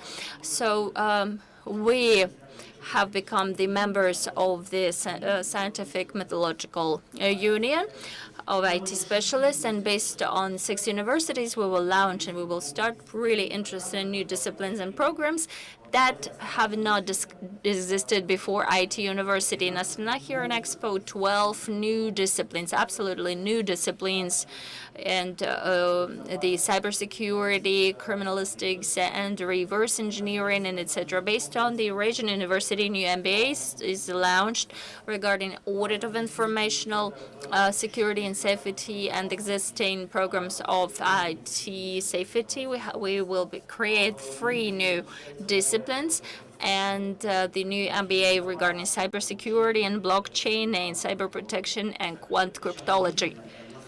So it's very unique that the law enforcement authorities started. So the bribery in Bitcoin, so we do not have any legislation basement regarding this. So this is the computer criminalistics will be launched, and University of Energy and Communications, we have the quant cryptology. So in IT, we have quite a boost aspect. Let's get back to the energy. It is our core. It is our main scheme regarding the methodological education. We have entered regarding the transportation and logistics. The head one is the Department of Logistics and Transportation. We have a big job ahead of us over here. So the academical community, we have good chances. So we can say that this constellation takes place a great inertia of providing the further academical autonomy and education, the political will of the ministry and the top management. We have the tools such as Atlas. Let's combine our efforts and reconstruct our educational programs, give an opportunity to youth to provide the knowledge according to the updated content, and our youth, our young representatives, please use this atlas. Good data is there in 3 languages, in Russian and English and Kazakh, and I'm ready to tell you how this atlas can be applied to choose regarding your individual trajectory of development. Thank you. Sayasat, thank you. Such an interesting speaker. We are limited with time. So, dear participants, please subscribe him in social networks. You will find lots of things to discuss with him. In conclusion, I would like to ask such a question by concluding this block. So, Mr. Sayasat has mentioned about the Atlas of New Professions, and KBTU is invited to join. So, what's your opinion? Thank you. I think it is a very good tool regarding designing new professions, and of course we will join with a great pleasure. We have participated, our specialists participated in designing this fuel energy complex, and many programs are connected with our experts, designs, and development. So we are open, we're transparent, and we can attract our foreign international experts, attract their experience, and to design this new programs together. Yes, we are pro, of course. We support. Yes, please, if you allow me, I just wanted to mention as well, using the targeted audience and large employers and universities that are teaching our students for energy and oil and gas sector, the prerequisite of the participation in Bolashak program, the list of the priority specialists. Before receiving the documents, the Ministry of Education and Science, they form the necessity of the specific specialties and professions by Ministry of Social Provisions and Education and Labor is being prepared, and the administrator of the program and Ministry of Education and Science, they have additional comparative analysis in order to provide the list of priority professions that they made a prerequisite of this annual competition and contest to this maximum subject targeted necessities at the labor market. So using this opportunity, Finally, I would like to say that all the stakeholders in sphere oil and gas, those that are interested in this employees, may take active part in the design of that list of priority professions. Every year before the finalization of the list, together with all experts, we send requests to the Ministry of Education and its regional stations, as well as governments, as well as universities, with the request to comment on that list. If certain universities, including Atira Oil and Gas and KBTU, have their own targets, their own requirements, please share such information and we will include it into our list. And that information will be used in the elaboration of new Bolashak requirements that will help us to maintain the interaction and active involvement of various stakeholders into the elaboration of that list. Mr. Sayasat has said about predictive analytics. This year, when we were preparing the list of priority professions, for 2021, we brainstormed assembling various experts, and we invited the elaborators of the Atlas of New Professions. And in the result of that brainstorming in general, we have changed the list of the professions. The list underwent some quality changes. For example, new professions have emerged: industrial engineering, analytics, preliminary analytics in the course of operations, and a number of other professions. So the open market now shows interest towards those new professions. So I am inviting all important oil and gas companies to take active part in the elaboration of the new list of priority professions for 2022. In cooperation with the Ministry of Education and Science. Thank you very much, Ainur, for your interesting comment. We are finishing our second block and we are coming to the most topical one, which is of great interest to youth online: where to find training opportunities for university graduates. We will talk to such speakers as Ainur Karbozova, President of Center on International Programs, Bolashak; Lazat Kozhakhmetova. I would like our gentleman to proceed to the audience and invite Lazat Tursinovna. You can stay if you feel convenient to. So thank you very much. And I want to present Ludmila Pak, Director of the Training Center Vista of the Pavlodar Petrochemical Complex. So together with these wonderful dames, we want to discuss the training opportunities. What expectations do employers impose on university graduates? My first question goes to Ainur. Can you tell us about the international program Bolashak? We know that in 2021, 1,550 stipends were appropriated for master's degrees, for bachelor's degrees, doctorate degrees, and training. So at present, still submissions are being accepted. So please tell us in more details about your program. Thank you very much. Please bring on my presentation on screen. Good day, dear colleagues, dear participants. First of all, within the framework of this Global Energy Week, let me greet you all at this 14th Kazenergy Youth Forum. So I thank you very much for the invitation to take part. So my main postulate of today's speech is to make it clear to the target audience, to young experts and potential graduates of universities, that Bolashak is not only academic training, that is industrial training as well. Unfortunately, training opportunities, that is quite a powerful tool of instrument of governmental support. It has been in existence since 2008, and from region to region there is such a stereotype that this is only academic center, R&D center. So unfortunately, such a bias exists. That's why today I want to tell about the Bolashak training. This is a unique platform to improve your qualification, to re-qualify yourself, particularly in oil and gas and energy sector.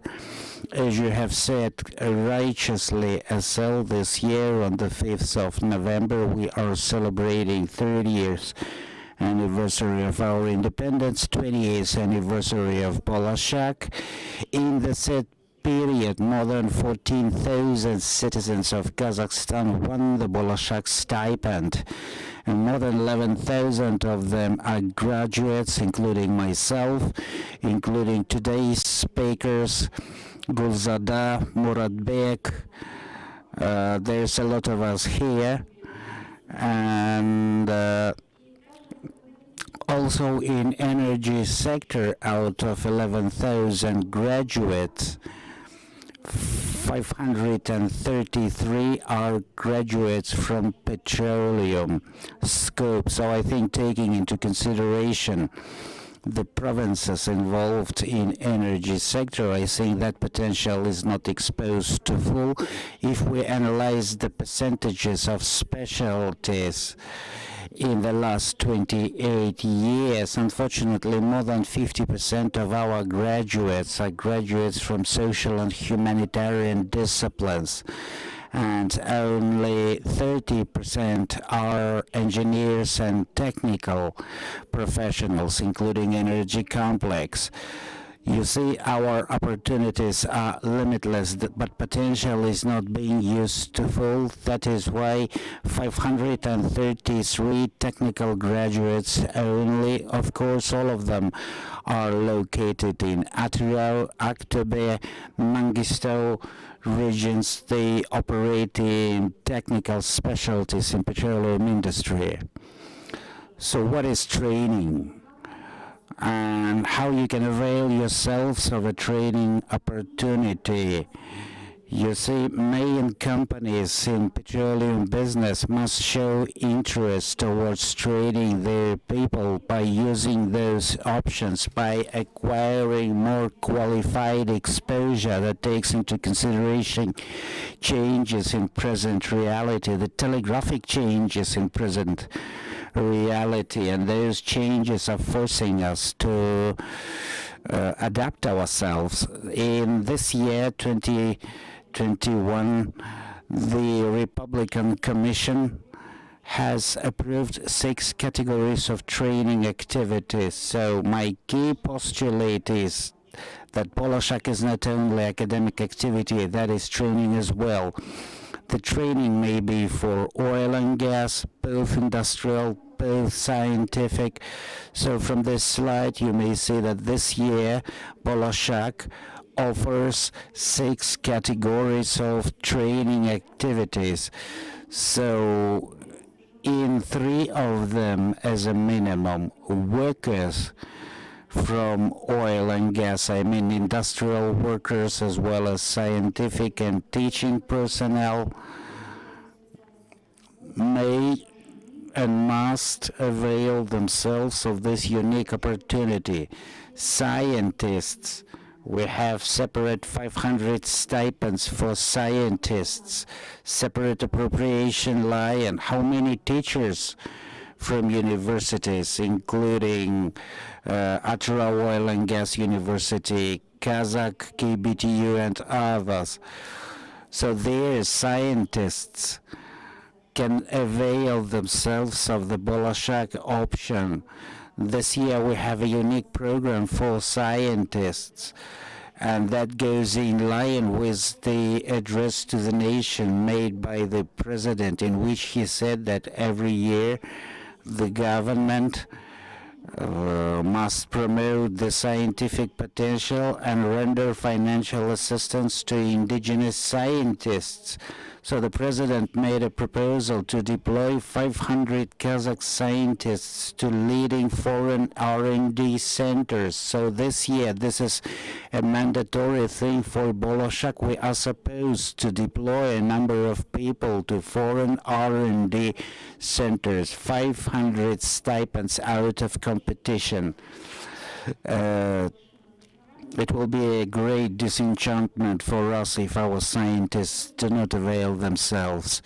Teaching staff, and of course we are talking about technical engineering professions. For that we have separate training for engineering and technical workers. Even public governmental officials from public sector, those who are involved in project management, implementation of state programs in the sphere of energy, they can avail themselves of those activities.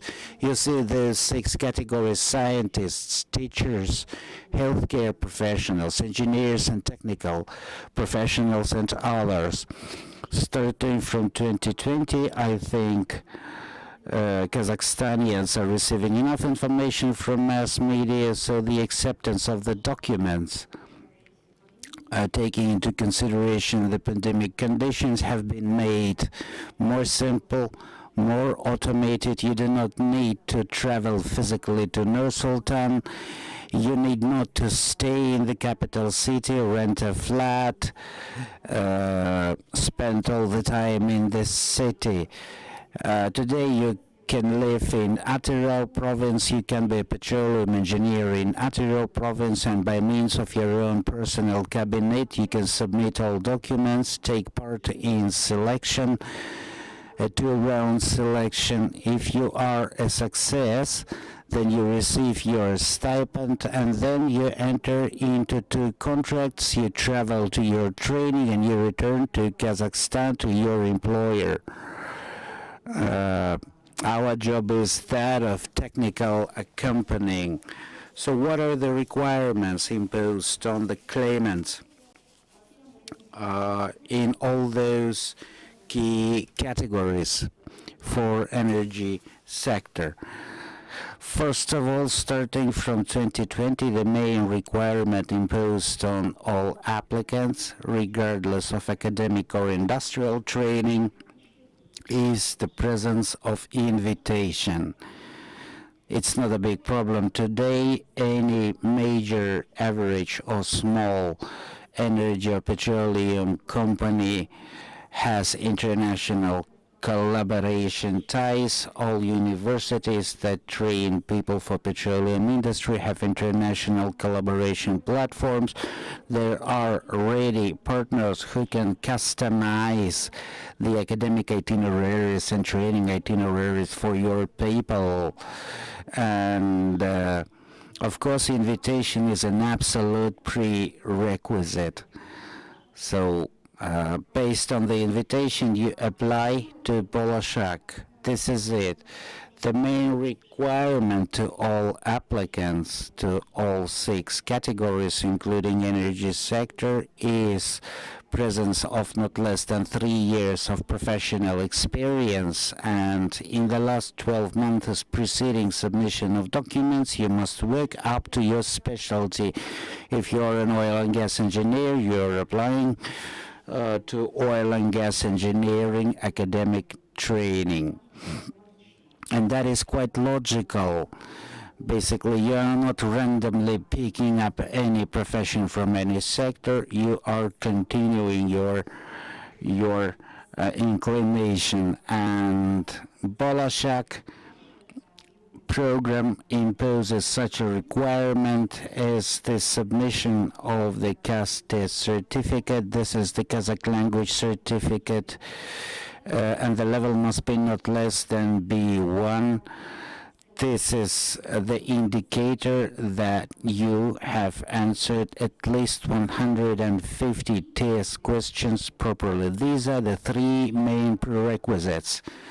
So what is the organization that may act as the inviting party? Here we have a stereotype. A lot of people do not dig deep, and they think that the training must be taken with a university from the Bolashak list, but our selection rules approved by the governmental edict in 2020 say that the training may be taken from any foreign organization which is the leader in the training in qualificational upgrading or requalification. Yes, it can be a university from our list, or it can be some industrial center. It may be Colorado School of Mines, University of Texas in Austin. So it can be a university from our list, and this year, for your convenience, we have approved it for the period of 3 years. If you plan some of scientific training in the sphere of oil and gas in some leading university, you can start planning admission for 22 and 23. The list will remain the same in the near 3 years, including 2023. So, of course, the list will change in accordance to global rating indicators, in accordance to top 250 list, but in general, 27 countries, there will be the same, including 2023. It can be the scientific research organization, the TCU, and other large organizations in sphere oil and gas. They have their own ongoing research projects for terms. It can be any possible scientific organization along with which the oil and gas company can have the research projects. And of course, it can be any other possible sectoral organization, those employers that were shown, that previous speakers showed. All of them are international ones, Shell, Total, and others. All of them can be potentially accepted and perceived in side on the customized industrial internship of our employees in sphere of oil and gas. So what about the documents? Application of the employer. What does it mean?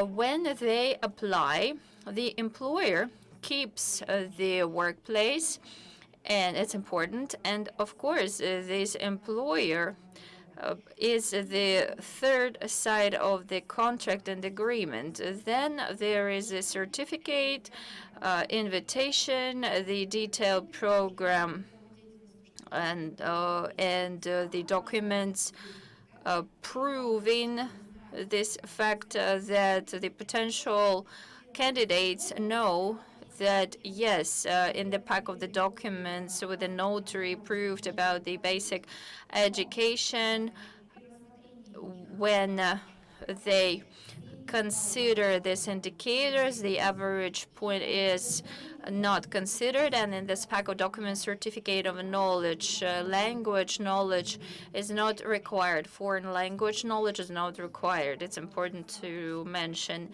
The competition selection is very simple. You can do it online. 2 tours, being at home, testing, an interview with independent commission. For those who live in all stereotypes and legends that you need to have some kind of people you know, that it is just for rich people. For this fair and objective basement, all this competition is with the audio and video fixation. Each candidate has a individual code without in order to avoid the conflict of interests. The members of independent expert committee, they are presented by the numbers in order to avoid the conflicts of interest. So this complex testing, with, despite the fact of audio and video fixation, is the proctoring system. If this or that candidate wants to try to cheat, so anti-cheating will work, and this candidate is out of the system. The last slide, sorry. The one who is successful in this, the worker in oil and gas sphere, they have the third parties agreement of this stipend owner, employer, some oil and gas company, and we, us, the Center of International Programs. So the most important advantage that the potential person should know, you are free of providing the property. So everybody thinks that's the obstacle, the most important child that do not have the property to provide for this. The candidates, if they have passed this competition and contest successfully, they need to provide 2 guarantees, 2 physical entities. Moreover, if the graduates, MBA, doctorate, with their work at the Territorial Republic of Kazakhstan in 3 cities, 5 years in Region 3. Then for those who have finished internship, no matter which region is that, the required work not less than 3 years at the employers. Thank you so much for this interesting presentation. Unfortunately, the time is limited. We need to move to our next speaker. One of the form of education in labor codes, it's a dual education. So I'd like to address and give the floor to our next speaker, Ms. Ludmila Pak. She is the director of Vista Center. Could you please tell us, Ludmila Vячеславовna, what is the dual education and why employers, why do they choose this method despite the fact that it is quite expensive? Please, you have 10 minutes. Good afternoon, distinguished participants, colleagues. I would like, first of all, to ask a question. Do anybody know what the spanking is? That is the best way of giving the knowledge from one generation to another one. Of course, it is a joke. Modern ways and methods of knowledge transfer, it's absolutely different. So in our blog, we are talking about great variety of internships and what kind we have. So about classical ones, I will not even tell you because many speakers have already mentioned this. I would like to stop at this internship that is proposed and interested, quite extraordinary way of having it, that Professor Armenia Baram offers. She breaks our stereotypes. We got used to have the following approach, that first of all we study the theoretical side, and after that we have the practice, and only after that we get to the activities and actions. So Armenia offers to do it vice versa. So activity is important. The act is more important. So first of all, we need to have the whole way of our profession. So it is like prof orientation. She advises to young people who have the choice ahead of them to choose the profession, to go to the internship, short-term internship, maybe for free, to go to that place, to that company where these young people want to work. And looking from inside, they need to understand the ecology, the ecosystem, team, all the methods of communication, communication means that are there. And after receiving this new knowledge, additional information, to correct the wishes, the desires, the life way, the life path, choosing the profession. So let me show you one example.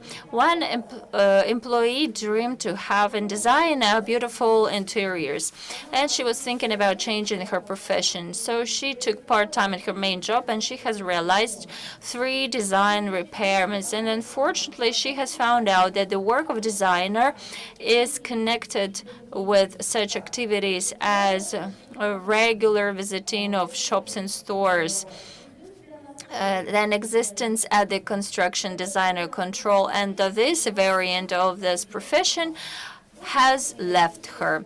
Then the student of college has chosen the profession technology of oil and gas. He thought it was very well paid, prestigious, fashionable. After second year of the university, about this dual practice, and he could see what the plan is, or what are the relations at the plan, what it means to fulfill the rules of the labor routine, and this permanent fulfillment, and doing these rules, very strict hierarchy in these relations. And he understood that it was not for him. So he left the internship, quit college, and went to study how to be a cook. So our quickly changing world has his own changes and additions. So the life cycle was really long, about 70 years, and nothing was changing. Technologies were not changing. The activities of entities activities couldn't change. We could come to the company, to this facility, and to work till the retirement period without any changes. Now the life cycle has reduced to 65, 67 years, and it is based on the survey and research of the professor Dzhumaseitova, our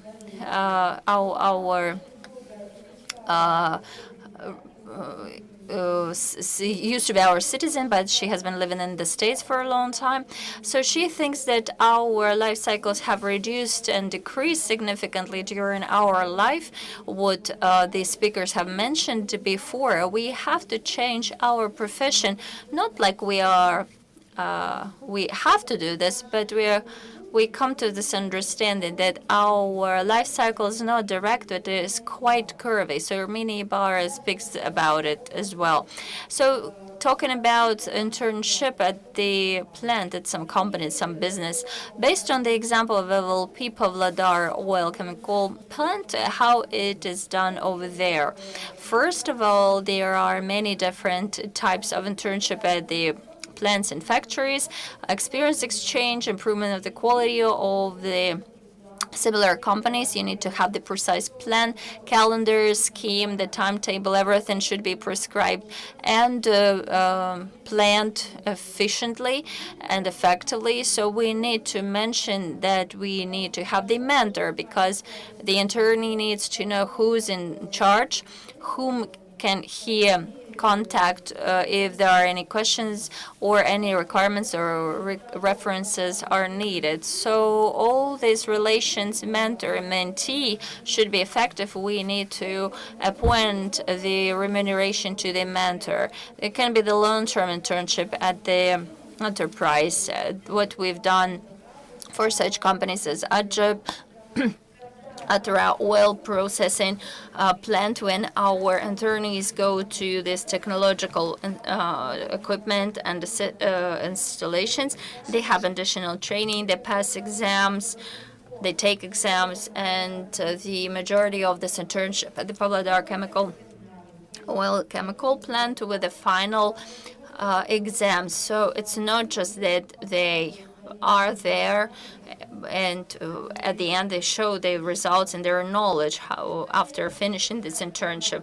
What I'd like to mention that employers mostly they try to get rid of this internees and organization of this internship. But if the leader of the company or enterprise is very responsible, he understands the objective that he has in choosing the candidates for the vacancies. Of course, he will be happy to have this internship, and with a great pleasure he will accept them.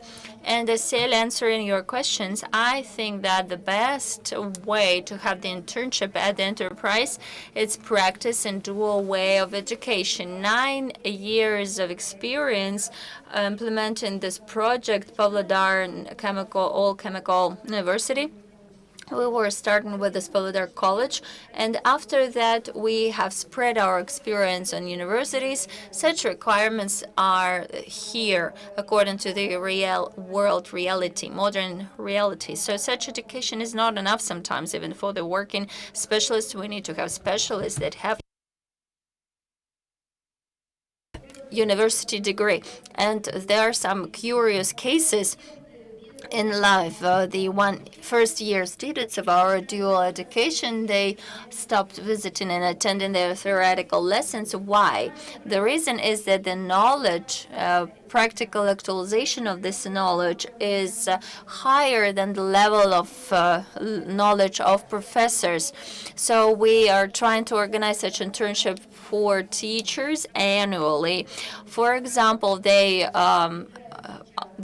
attend those programs that are implemented after modernization on the oil processing universities and plants of our country. For example, the teachers have become familiar and aware of this weakening the quarantine measures, those that they didn't know in their universities, and they I know 100% so they get this knowledge at the plant. And I would like to finish up my speech with Mark Twain quote. He explained this internship. The person who grabbed at least once the cat for her tail knows more about cats than the one who just read about them and never saw him. Thank you so much, Lyudmila Vyacheslavna, for your interesting presentation. I would like to ask a question to our last speaker for today, Ms. Lizat Tursinovna. You are a big professional in HR sphere. You work in Kazatomprom. Could you please briefly tell us about your experience in this company regarding the internship, please? Welcome, greetings. I'm happy to express my gratitude for this opportunity to share the experience in atomic sphere. And it was very pleasant for me to hear some new things I discover for myself, some new knowledge, and maybe it will be the skill later on with what is connected with Bolashak company. So now I will tell you about our practice in developing the young specialists is Basar, and it will be the logical conclusion regarding those offers that come from universities. How can we realize it from the position of employers? As Basar, this is the name of our program. So I will be just telling you about the practice of this program. It has been created in 2020. And why do we have the necessity of having such a program? So we understand by 2025, employers, I mean Generation Y and Z, will occupy 60% of all workplaces. We need to understand how to work with the youth, what interests the youth, what their ambitions and motivation is. And consequently, when we select talented youth, we give them unique opportunity to manifest themselves, to see their own capabilities, and based on that plan their own future. On slide number 1, you can see our first trainees, young professionals. We call them young professionals, 5 individuals in total. Now they are coming up to the end of their training. In the month of December, they will graduate and we will think about their employment. The program itself is the continuation of the Jas Orkin program that was initiated by Samruk Kazina Fund, but in our particular industry that program underwent changes so to become compliant to our requirements, to become topical to ourselves. So the program is inclusive of 3 main stages of implementation. That is the selection of young professionals, second is their development, and the monitoring, the accompanying of specialists throughout the whole program. Selection is an interesting process. The youngsters who have reached semi-finals and failed at the finals, they leave our program with the gratitude for exposure to some unique experience, to some additional skills they would have never received without such an experience. Those are mainly postgraduate students without industrial exposure, so I do not want to talk in details about all those stages.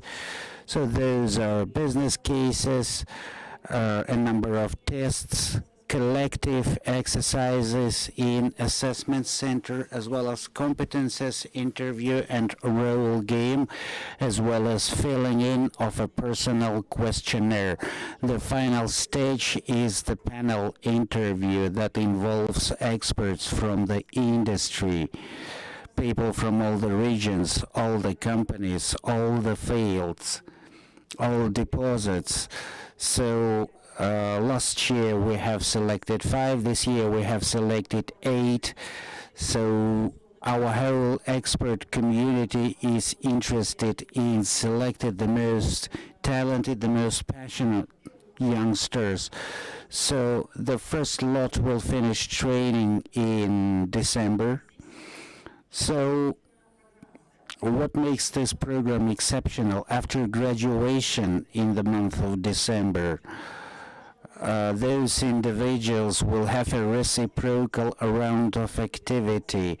The employer will have to select out of the 5. For example, if we have 20 employers, they can give offers to all 5 of them. For all 5 of them, we have detailed resumes with the enumeration of all the projects they worked on. So employers study their resumes and can make job offers to those young professionals. So that creates high motivation in the mind of a young specialist. Out of 20 companies, they must select just one that suits them most, and the reasons for that could be various factors motivate the youngsters to select companies. What are those factors of motivation? Interesting projects, complicated projects, challenging projects. And now we have selected the second group. The selection commenced in April, and we had 10 seats, 10 vacancies in total, and 870 application letters. To semi-finals, only 25 individuals reached. In the month of September, the training commenced in one of our companies. Another prerequisite is that 2 trainings must mandatorily take place in industrial enterprises, extracting companies, or any other industrial companies, and 1 mandatory training must take place in a corporate center for trainees to know what the mother company, the corporate HQ, are thinking about. Lazat, we have just 1 minute left. Okay, no more details on my behalf. I must highlight a great advantage of the project is the comparison between the motivation of a young professional and the professional who has received some soft skills, additional training. And in line with that, we train our tutors, mentors. Those are people who work without any commercial interest. Those are people interested in attracting the talented youth to their companies. So we are progressing.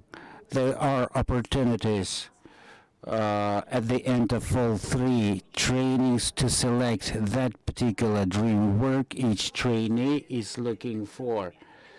The main prerequisite is the economic mobility, because the trainings can take place in various and different geographical zones, and regardless the academic level, all those trainees must be citizens. So thank you very much, Lazat. I want to repeat your words.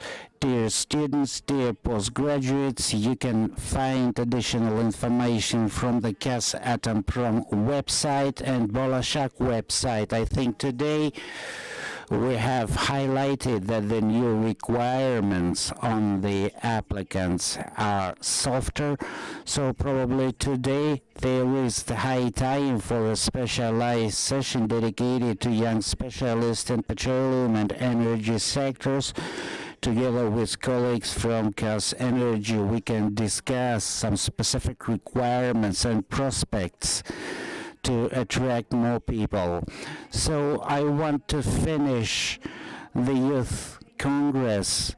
I want to speak all highly esteemed panelists for your attention, time for training to the city of Nur-Sultan, and your interesting presentations. I express gratitude to all participants, both offline and online. I hope we will have greater opportunities to interact in the offline regime. And now we are awarding the young professionals. Please pay attention to the screen. On behalf of Kazenergy Association, and because of the celebration of 30th anniversary of Kazakh independence, for great contribution into development of petroleum and energy sector, the following individuals received letters of merit. The ceremony of distribution of letters of merit among energy and petroleum professionals. Талады. Айтуаров Абай Абатұлы. Жинақтау және логистика департаменті директорының орынбасары. Ержан Лан Ержанұлы, товарищество с ограниченной ответственностью Атырауский нефтеперерабатывающий завод, начальник смены производства глубокой переработки нефти. Бекенов Нурдаулет Ордабайұлы, Қазатым өнеркәсіп акционерлік қоғам, Адам ресурстарын басқару департаменті, әлеуметтік қатынастар бөлімінің бас менеджері. Капсалимов Берік Болатұлы, акционерное общество «Интергаз Центральная Азия», инженер службы электрохимзащиты ремонтно-эксплуатационного участка «Караозек», управление магистральных газопроводов Кызылорда. Мусайла Ерке Ералы-қызы, Қазтрансгаз акционерлік қоғам ішкі бақылау және тәуекелдерді басқару департаментінің жетекші маманы. Исмағамбетов Олжас Асылбекұлы, товарищество с ограниченной ответственностью «Азиатский газопровод», ведущий инженер АСУТП управления транспорта газа «Тарас». Қабдешев Олжас Хуатбекұлы, Қазтрансгаз аймақ акционерлік қоғам, Шығыс Қазақстан өндірістік филиалы, өндірістік техникалық бөлімінің бастығы. Шора Нурсултан Абдыжамилұлы, акционерное общество «Казтрансойл», слесарь по контрольно-измерительным приборам и автоматике участка автоматизированных систем Мангистауского нефтепроводного управления. Ескаиров Есет Нуржанұлы, Карачиганак Petroleum Operating BV, екінші дәрежелі бұрғылау жұмыстарын жоспарлау жөніндегі инженер, ұңғымалық операциялар бөлімі. Күнесбаев Жанкелді Ильясұлы, акционерное общество Мойнакская ГЭС имени Кантаева, электромонтер по автоматике СРЗ и А. Сағидуллаев Нурдаулет Хамзаұлы, Өріктау оперейтинг жауапкершілігі шектеулі серіктестігі, сатып алу және материалдық техникалық жабдықтау бөлімінің қойма шаруашылығы маманы.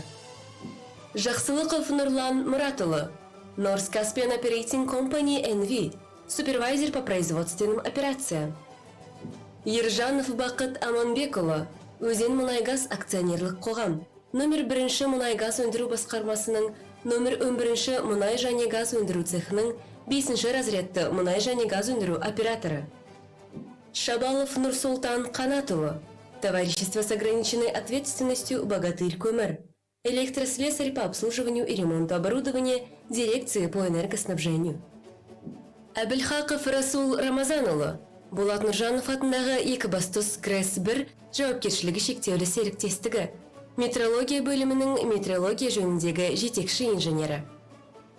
Нурғалиев Санат Қайратұлы, нефтегазодобывающее управление «Жилой-Мунайгаз», акционерное общество «МБ Мунайгаз», начальник отдела по оплате труда и управлению персоналом. Назарова Тарбия Раимбек-қызы, CNPC Ақтөбе Мунайгаз акционерлік қоғам, бас директор әкімшілігінің қоғаммен байланыс бөлімінің жетекші маманы. Измағамбетова Дәмді Базарбай-қызы, акционерное общество «Национальная компания Казмунайгаз», старший инженер сектора аудита запасов управления ресурсной базы Департамента геологии и разведки. Төлеубаев Азамат Асқарұлы, Кегок акционерлік қоғам Ақмола ЖЭС филиалының Көкшетау ЖЭС, өндірістік сынақ және диагностика зертханасының бастығы. Жақыпов Айдар Исламбекұлы, акционерное общество «Алматинские электрические станции», главный юрисконсульт, отдел договорно-правовой работы, юридическое управление. Мустафин Жақсылық Болатұлы, Павлодар мұнай-химия зауыты жауапкершілігі шектеулі серіктестігі, мұнайды терең өңдеу өндірісінің 5 разрядты технологиялық насостар машинисі.